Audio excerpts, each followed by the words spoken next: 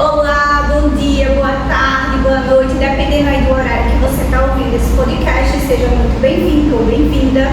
Aqui eu trouxe um grupo maravilhoso e hoje a gente vai falar um pouco da história da Vila Esperança, que é um assunto social que a gente sempre traz aqui para vocês.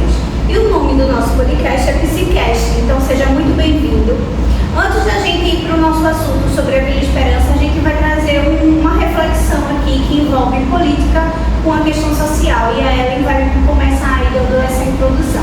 Fica à vontade, Ellen. Olá, bom dia. Uma pessoa muito comentada nesse tema que a gente vai abordar é o político João Campos.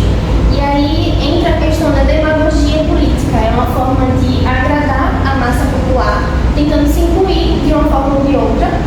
A gente vê muito na nossa atualidade a maioria dos meninos, né, descolorindo o cabelo, para serem datas comemorativas, e ele foi lá para tentar se incluir nessa população, nessa massa popular, também descolorindo, para se sentir mais íntimo, mais presente, mas acaba assim na teoria, né? É uma forma de iludir a gente. Até porque ele nunca estudou numa escola pública, né? Então, como é que o público vai sentir que ele já é pertencente? Então, eu usando essa estratégia aí de marketing para dizer, eu sou do povão, eu quero voto de vocês. Muito bom, muito bom. E hoje eu vou pedir para que cada um aqui apresente seu nome. Todos aqui são alunos do curso de Psicologia da Unifafig, no turno da manhã, no primeiro período. E a gente vai trazer esse tema aqui sobre a Vila Esperança e vamos debater durante aí esse percurso. Pode me treinar, sou de Psicologia da Unifafig, do primeiro período, e a gente vai falar um pouco sobre a história da Vila Esperança. A Vila Esperança, desde a década de 60, ela já era habitada, já começou a ser habitada na década de 60, e criaram meio que uma família, né? Meio que depois começou na década de 60 e a partir da década de 80 ela começou a se expandir mais. A vila, ela foi localizada, no caso, uma comunidade, ela chama de uma comunidade, ela fica localizada no bairro do Monteiro, na zona do Recife, e, assim, é considerado um ambiente muito familiar, né?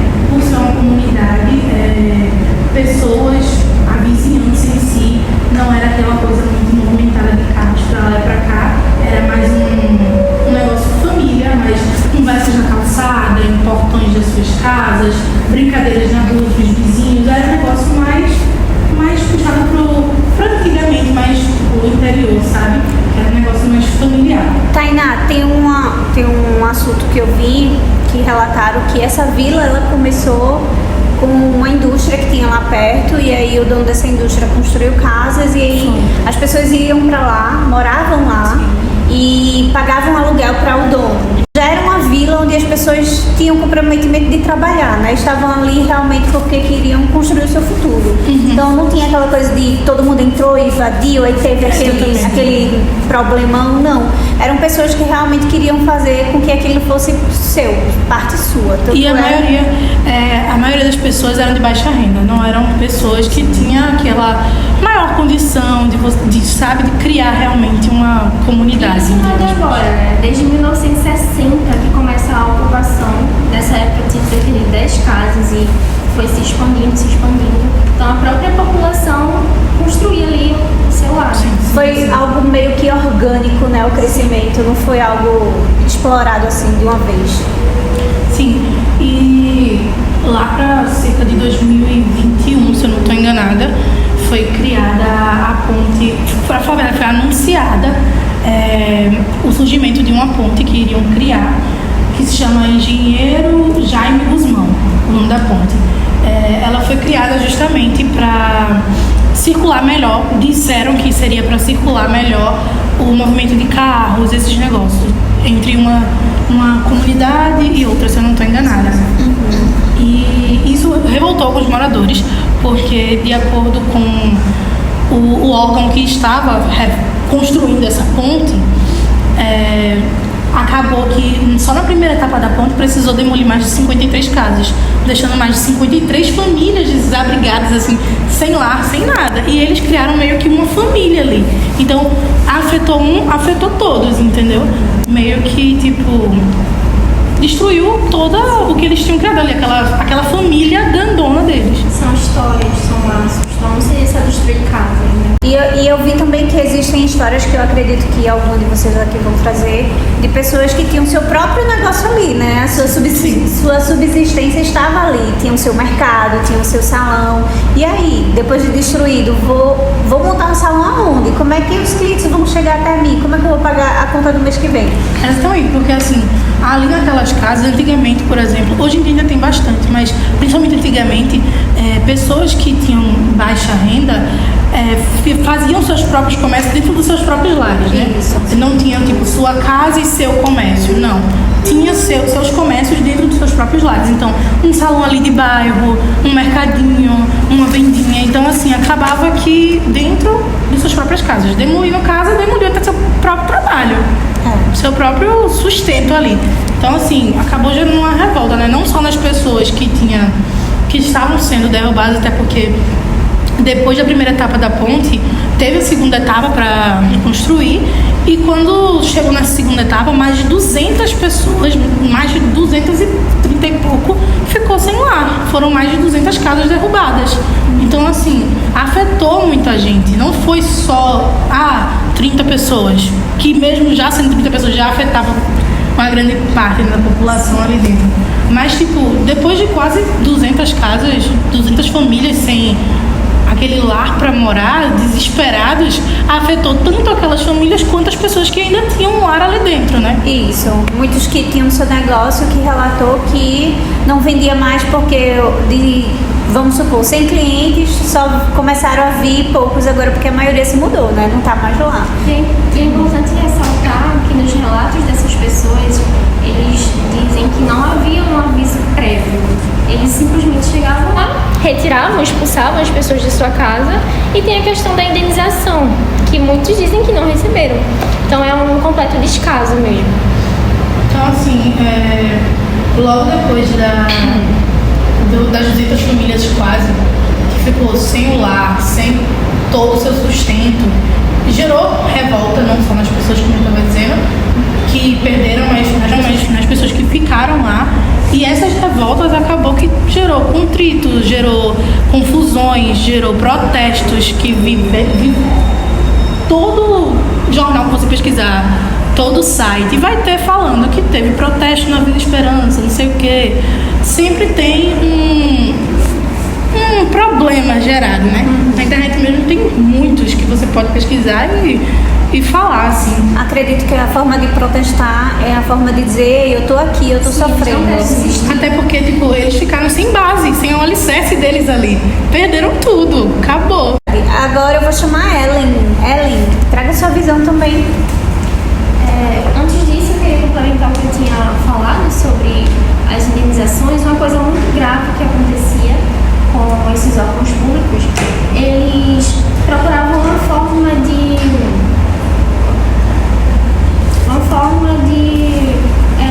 ficar como certo na situação, colocando a indenização que não era existente, alegando que era irregular o local, e muitas vezes também eles alegavam que a medição do tamanho era menor do que realmente era, para diminuir o valor que essas pessoas iriam receber, né? Então é bem grave mesmo. E depois disso, eles precisavam ter uma posição, e a posição deles seria de um novo habitacional, né? Mas esse habitacional prometido às famílias ainda fica no papel, não foi ainda regularizado. Engraçado que a gente sabe que toda avaliação de imóveis sempre avalia um pouco para baixo, né? Por exemplo, a Caixa quer financiar um imóvel para alguém, então ela vai lá e avalia e diz, não é 80 mil, a gente só financia 60 mil, então a diferença você vai pagar. Então eles sempre realmente avaliam para baixo. Mas o que deveria ter sido levado em consideração, além da metragem correta, é a localidade.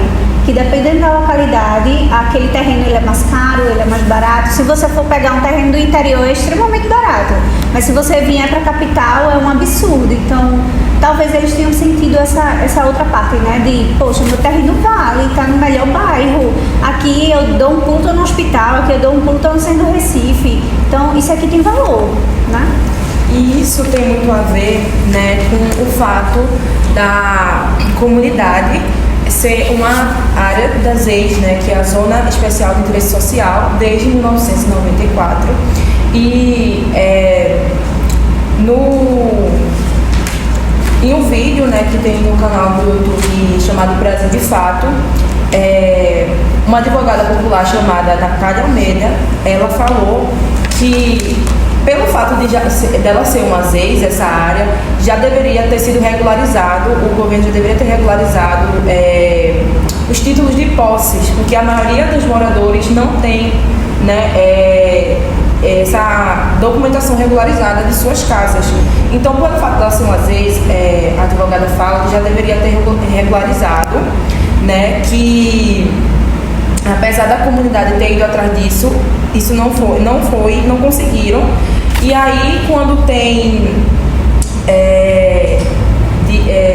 eles são considerados, né, os moradores são considerados como invasores, e aí eles não conseguem receber a quantia que equivale realmente à sua casa, por causa que eles não têm o título, e aí eles só acabam recebendo a quantia equivalente à benfeitoria que produziu na sua casa, né? E falando dessa desvalorização que Ellen falou, que é menos do que realmente é visto ali no terreno dos moradores, uma moradora chamada Regina Célia, ela fala o seguinte: o dinheiro que eles estão oferecendo só dá para comprar uma casa em uma barreira. E aí, sabe o que vai acontecer? A gente vai morrer, como aconteceu com um monte de família que morreram com os deslizamentos causados pelas chuvas por culpa da responsabilidade deles. Vários casos. Sim. E aí a gente vê isso, que eles não têm opção, já estão sendo deslocados de sua moradia, dali onde tem aquele senso histórico, né, que eles construíram com seus parentes, com os parentes também que eles consideram nessa comunidade, além dos laços afetivos, para ir para uma área de risco, porque está recebendo menos do que sua casa vale. E aí a gente pode até ressaltar o episódio que aconteceu em 2022, né, no Jardim Monte Verde, que várias pessoas perderam sua vida, então eles estão sendo jogados a esse tipo de situação, né? Muito bom essa reflexão. Eu vou chamar agora a Bia ou Ashley? Bia, pode falar, Bia. Prazer. Então, eu vou dar ênfase àquilo que vocês estavam comentando antes, né? Que assim, o decreto de sentença de morte da Vila Esperança foi realmente o documento de desapropriação das casas, né? Para demolição, para a construção da ponte. Só que o que acontece, né?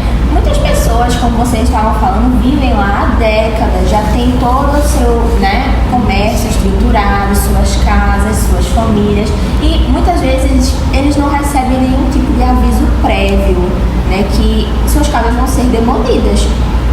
E aí o problema é que essas pessoas, muitas vezes é relatado nos jornais, eles estavam falando, que às vezes não dá tempo de tirar os móveis de casa. Nossa.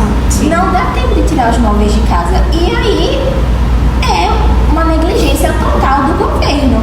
Sim. Porque como é que pode? Tem muita gente que não tem para onde ir, que não tem condição financeira, que já mora ali por ter uma condição, muitas vezes, de vida não muito fácil, né? E dessa forma... Aí também entra aquela questão que a prefeitura não deu suporte. Eu acredito que a prefeitura não deu suporte psicológico para essas pessoas. Também o suporte de mudança, porque essas pessoas não têm dinheiro. Como é que elas vão pagar um frete para levar não sei para onde? Não teve esse apoio. E também não teve a questão da comunicação efetiva, né? Gente, ó, semana que vem, tal dia, vão passar aqui, vão marcar as casas. Então essas pessoas, fulaninha, eu já vou chamar de agora, sua casa vai ser marcada, a gente vai conversar. Essa comunicação não teve. Então foi de uma forma muito abrupta, né, para eles. Justamente isso, né? Isso mostra como nossa sociedade, ela quer lucro acima mesmo do sofrimento das pessoas, sabe? Porque o interessante para eles é o lucro que eles vão ter na construção da ponte, não realmente a vida daquelas pessoas e como elas vão ser prejudicadas. As obras começaram no governo de João Costa em 2012, parou em 2014 e retomou novamente no governo de João Campos em 2021. com relação também à postura da prefeitura, como ela conduziu tudo isso, foi, como eu falei, de uma forma bem, como eu posso dizer, abrupta, mas eles lançaram aqui uma nota sobre isso, porque como Ellen falou aqui sobre o nosso atual prefeito João Campos, né, pintando o cabelo, fingindo ali de popular, mas quando foi a hora dele se posicionar para dizer eu me preocupo com vocês, não, ele estava mais preocupado em alcançar os 60 mil pessoas que iriam passar por essa ponte, que em vez de gastar 20 minutos, só ia gastar 2 minutos para chegar no seu local. Então ele fez, poxa, deixa eu fazer a conta, 350 casas, são quantas pessoas que vivem ali e quantas pessoas vão passar em cima da ponte, então, peraí, eu vou ganhar 60 mil votos. Então não condiz esse posicionamento dele de se fazer de que eu sou uma pessoa super popular, eu sou um de vocês, não é. Uma pessoa do povão. Exatamente. E aqui eu vou ler o que a prefeitura falou com relação a esse posicionamento. Em resposta à situação, a Prefeitura do Recife emitiu uma declaração afirmando seu compromisso com o desenvolvimento da cidade e a melhoria da mobilidade urbana, mas também reconhece a importância de abordar as preocupações dos moradores de maneira mais adequada. No entanto, muitos críticos consideraram essa declaração insuficiente, né, para resolver essa questão dessas moradias. Então, de fato, ele tem que se preocupar com o todo, literalmente. Mas qual foi a importância que essas pessoas receberam? Ele poderia ter trabalhado mais a questão do apoio psicológico, de mudança, de dinheiro. Olha, tem um conjunto habitacional, eu vou pegar um terreno aqui, vou criar um conjunto mais novo para vocês, a comunidade que já se conhece, conviverem lá. Não. Tem até relatos de pessoas que disseram assim, aqui do lado tem um monte de condomínio. Ninguém derrubou os condomínios. Exatamente. Eles tinham uma alternativa, inclusive, não sei se vocês chegaram a ler, de outro local para fazer essa ponte. Então é como se realmente quisesse ser ali. Onde a classe social baixa não valesse de nada. Quanto é para uma pessoa dessa pagar um advogado? Né? O que Daisy falou surge no relato da moradora Raquel Alves Ferreira, que ela comenta sobre a sua casa ter a mesma parede no condomínio construído pela Moura do Borro, né? E aí a gente vê incisivamente um processo de gentrificação, que é a expulsão das pessoas de baixa renda.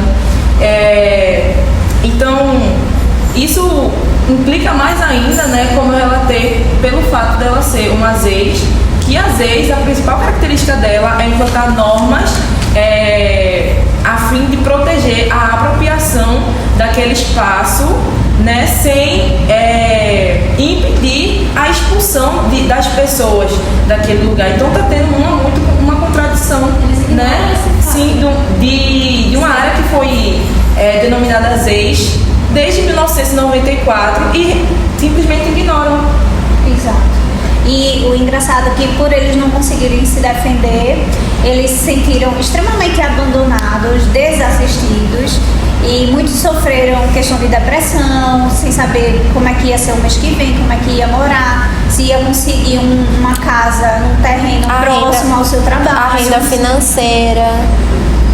Tudo isso envolvia na preocupação deles, né? Então, a maioria que deram essa reportagem eram pessoas mais históricas, digamos assim, estavam ali, já tinham construído uma história.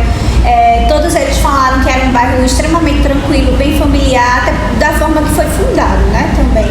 Então, era algo muito estruturado. Ali, eles tinham no seu ambiente o conforto de saber, aqui ninguém mexe, aqui todo mundo se conhece, e agora eu vou para um bairro que eu nem sei como é. Será que alguém vai tentar alguma coisa? Será que eu vou ser bem aceita? Será que o meu negócio vai funcionar lá? A questão da segurança também. Isso. Tem isso. Os laços afetivos, né? Então, apostaram muito desse lado de retornos de votos, mas esqueceram do lado humano da coisa, de como ela poderia ter sido resolvida de uma forma melhor. E para encerrar esse podcast, alguém quer trazer uma reflexão sobre todos esses pontos que a gente levantou, tanto com relação ao prefeito, né, por ele se posicionar como alguém bem popular do povão e ter esse tipo de atitude? ele se preocupa muito com o marketing dele, né? Isso é verdade. E como ele tem que se falar, como ele tem que se posicionar, mas na hora da prefeitura se posicionar, não vi nenhuma preocupação. E o marketing também nem aí. Não foi um posicionamento legal. O que é que vocês acham? Justamente, eu acho que pessoas que realmente têm uma posição de classe mais abaixo, elas não recebem muita preocupação, muitos olhares do governo. Não são Realmente, escutadas, né? isso, não são escutadas. Eu acho que realmente o mais interessante é o dinheiro, é o lucro, são os votos, como você disse. E é isso, gente. Muito obrigada aqui, Tainá. Muito obrigada, Ellen, Bia,